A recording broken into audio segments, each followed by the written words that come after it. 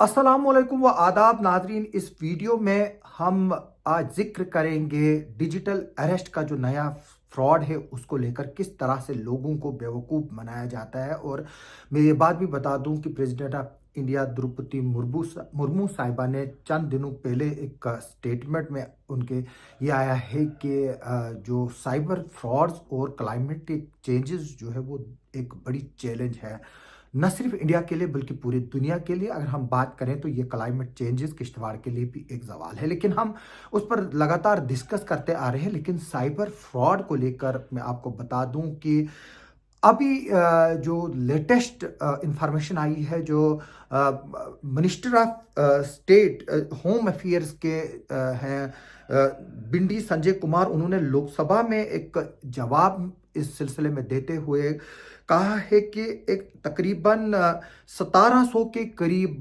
Skype IDs, 5900 के करीब WhatsApp accounts को डिजिटल अरेस्टिंग जो गरीब लोगों को करते थे उनकी इन्वॉल्वमेंट पाई गई है और उनको लॉक किया गया है। और उनको मैं बता दूं कि एक तरफ से वो अकाउंट जो है वो प्रोएक्टिव हुआ है, उनको जो है वो डिलीट किया गया जो प्रोएक्टिव अकाउंट्स थे।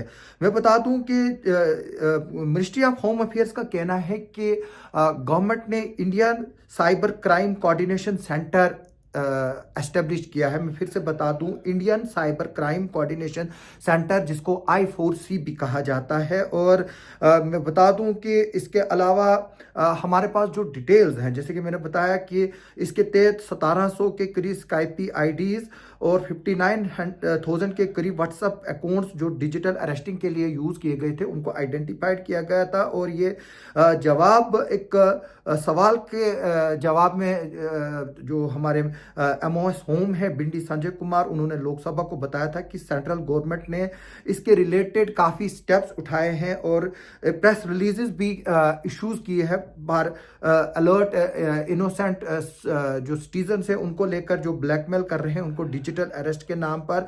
और मैं बता दूं कि डिजिटल अरेस्ट में एक शख्स अपने आप को CBI का बताएगा, IB का बताएगा, आपको पुलिस का बताएगा, आपको नारकोटिक कंट्रोल्स ब्यूरो का बताएगा, आपको RBI का बताएगा, आपको लॉ एनफोर्समेंट एजेंसीज का बताएगा, आपको GST के फ्रॉड के लिए बोलेगा कि आपने इस तरह से फ्रॉड किए हैं। और मैं बता दूं कि गवर्नमेंट ने इन चीज़ों को जो फ्रॉड हो रहे हैं, डिजिटल अरेस्ट हो रहे हैं, जिसमें 13 करोड़ों रुपया जो है वो लोगों का लिया गया है। और पिछले दिनों में एक रिपोर्ट पढ़ रहा था, 6,500 करोड़ के करीब कुछ ही महीनों में डिजिटल अरेस्टिंग के जरिए स्कैम किया था। और हमारे श्रीनगर पुलिस ने भी 3 लोगों को इस सिलसिले में पिछले दिनों पकड़ा था, वो एक बड़ी कामयाबी थी। और इसमें यह भी बताया गया है कि एक नेशनल साइबर crime.gov.in पोर्टल भी गवर्नमेंट ने खोला है। मैं फिर से बता दूं आपको, ये साइबर क्राइम CYBERCRIME.gov.in ये एक पोर्टल खोला है। आप इस पर भी लॉग इन कर सकते हैं और इस पर कंप्लेंट कर सकते हैं। और इसमें कई FIRs अभी तक पूरे हिंदुस्तान में लगी हुई हैं और इसमें state UTs law enforcing agencies जो है वो इसमें इंक्वायरी कर रहे हैं। और मैं बता दूं कि 15 नवंबर 2024 तक 6,99,000 सिम कार्ड्स और 1,32,000 IMEIs जो है वो रिपोर्ट हुए हैं पुलिस के पास, जो डिजिटल अरेस्टिंग या उसके रिलेटेड क्राइम्स में इन्वॉल्व हुए हैं उनको ब्लॉक किया गया है। यानी कि 6,70,000 के करीब सिम कार्ड जिनसे डिफरेंट लोगों को फोन आते थे वो ट्रेक को डिटेक्ट किए गए हैं एज ए साइबर फ्रॉड। और उसके अलावा 1,32,000, यानी कि आप जो फोन नंबर जो आपका मोबाइल होता है उसमें IMEI एक नंबर होता है, यानी कि जिसके ये 1,32,000 के IMEI जो नंबर हैं जो ब्लॉक किए गए हैं, यानी कि उस फोन में ब्लॉकिंग के बाद कोई भी सिम जो है वो नहीं चलेगी, यानी कि वो फोन एक तरह से बेकार हो गया है। और ये स्टेप्स लिए हैं गवर्नमेंट ऑफ इंडिया ने। और मैं बता दूं कि इस तरह के केसेस 2021 से हिंदुस्तान भर में बढ़ना शुरू हो गए। और अभी तक जो हमें बताया गया है कि इसमें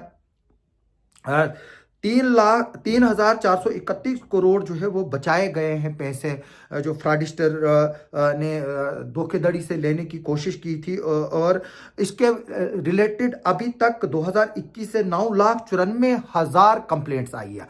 आप अंदाजा लगा सकते हैं कि ऑल ओवर इंडिया ये कितना बड़ा क्राइम और सिंडिकेट बनता जा रहा है। तभी इस पर प्रधानमंत्री नरेंद्र मोदी जी ने खुद एक संबोधन किया था, यानी एक एड्रेस किया था देश के नाम, और उसमें इस चीज को थ्रेटन बताया था, जो साइबर अरेस्ट की बात की थी, और कहा है कि इस तरह का कोई भी जो है वो कानून नहीं है जिसके तहत किसी को साइबर अरेस्ट किया जाए। और एक टोल फ्री हेल्पलाइन नंबर 1930 भी ऑल ओवर इंडिया पर लेवल पर ये चल रही है। इसके बारे में भी मिनिस्टर ने जिक्र किया है, और मिनिस्टर ने यह भी इन्फॉर्म किया कि सेंट्रल गवर्नमेंट और टेलीकॉम सर्विस प्रोवाइडर्स मिलकर इस तरह के लोगों को आइडेंटिफाइड कर रहे हैं। और इसमें कुछ ऐसे नंबर्स भी हैं जो फॉरेन से आते हैं, काले तो फॉरेन की, लेकिन नंबर इंडिया का डिस्प्ले किया जाता है। मैं आपको एक सीधी एग्जांपल दूंगा। आपको मेरे नाम से कॉल की जाएगी, लेकिन मैं वो नहीं हूंगा। आपको मेरा नाम चढ़ेगा, ट्रू कॉलर से चढ़ेगा या किसी और आईडी से चढ़ेगा, तो नाम जो है उसमें मेरा आएगा, लेकिन वो कॉल मैं नहीं कर रहा हूँ, मेरी जगह पर कोई सेकेमिस्टर कर रहा होगा। क्योंकि आपने पिछले दिनों देखा होगा कि काफ़ी डाटाज लीक होने की खबरें मिलती है। या आप अगर अपने मोबाइल पर अभी कोई स्वेटर खरीदना चाहते हैं, आप गूगल पर उस स्वेटर का नाम आप सर्च कीजिए, आप देखेंगे कि चंद मिनटों के बाद ही आपके फेसबुक पेज पे, आपके ट्विटर पे, आपके यूट्यूब पे, उसी तरह की आपके इंस्टाग्राम पे उसी के रिलेटेड प्रोडक्ट्स की एडवर्टाइजमेंट्स आने शुरू होंगे। वो भी एक इसी तरह का सिस्टम है कि हमारी इंफॉर्मेशन जो है वो आजकल के डिजिटल के दौर में सेफ नहीं है। तो इसलिए इसमें इंटरनेशनल कॉल्स को भी प्रिवेंट किया जा रहा है, और इसमें काफ़ी जो है वो गवर्नमेंट टाइम स्पेंड कर रही है, और कंपनीज के साथ मिलकर अवेयरनेस प्रोग्राम और टेक्नोलॉजीज को जो है वो बढ़ाने की कोशिश कर रही है। और इसके अलावा सीबीआई ने भी इसके रिलेटेड नोडल पॉइंट्स इंडिया में जो है वो रखे हैं, जिनमें डाटा प्रिवेंशन रिक्वेस्ट, इसमें सारी एजेंसीज लगी हुई हैं। और इसको 24 घंटे थ्रू G7 के जरिए इंश्योर किया जाने की कोशिश की जा रही है कि जो साइबर रिलेटेड डाटा था उसको जो है वो लोग मिसयूज ना कर पाए। इसके अलावा नेशनल सेंट्रल ब्यूरो NCB है, और CBI इस पर कोऑर्डिनेटिंग एजेंसीज है जो इस पर काम कर रही है, ताकि जो साइबर क्राइम के रिलेटेड इंफॉर्मेशन हैं वो डिफरेंट चैनल्स के जरिए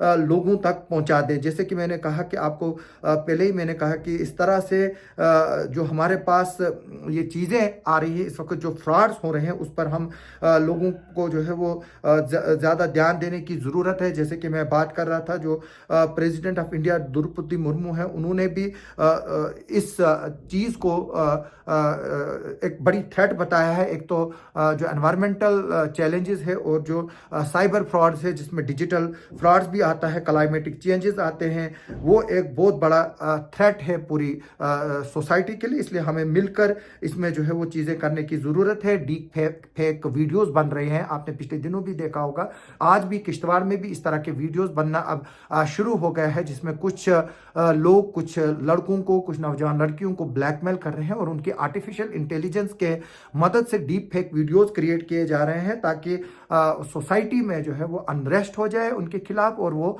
पैसे देने पर मजबूर हो जाए, और उनको इस साजिश में हमारे लोग भी शामिल हो रहे हैं। और मेरी एक बार फिर से लोगों से रिक्वेस्ट है, क्योंकि देखिए इस पर प्रेसिडेंट ऑफ इंडिया का भी एक बड़ा स्टेटमेंट आया है कि किस तरह से ये चीज़ों का गलत इस्तेमाल हो रहा है, और इसमें अब स्ट्रिक्ट कानून होंगे। और इधर भी किश्तवाड़ पुलिस ने इस तरह के लोगों के खिलाफ कार्रवाइयाँ शुरू कर दी है जो इस तरह की चीज़ों में इन्वॉल्व हैं, और जो इसमें लड़कियां भी शामिल हैं, लड़के भी शामिल हैं, और जो माइनर इसमें पाए जा रहे हैं उनके माँ बाप को बुलाकर उनके बच्चों के बारे में बताया जा रहा है कि वो अपने बच्चों को कंट्रोल करें और इस तरह की चीज़ों में मुलविस होने से उनको बचाए। क्योंकि कानून जो है फिर स्ट्रिक्ट है, जुवेनाइल लॉज भी हमारे पास मौजूद है, जुवेनाइल्स के होम्स भी मौजूद है, और ये कोई ना समझे कि वो 18 साल से कम है कि उसके खिलाफ कार्रवाई नहीं होगी, और कोई ये ना समझे कि अगर वो लड़का है उसके खिलाफ कार्रवाई नहीं होगी, लड़की है अगर उसके खिलाफ कार्रवाई नहीं होगी। हमने देखा कि पिछले चंद दिनों कबल किस तरह से जम्मू कश्मीर पुलिस ने जो औरतें ड्रग पेडलिंग में मुलविस थी उनके खिलाफ PSAs लगाए। आपने देखा होगा चंद दिनों पहले उधमपुर में किस तरह से जो औरतें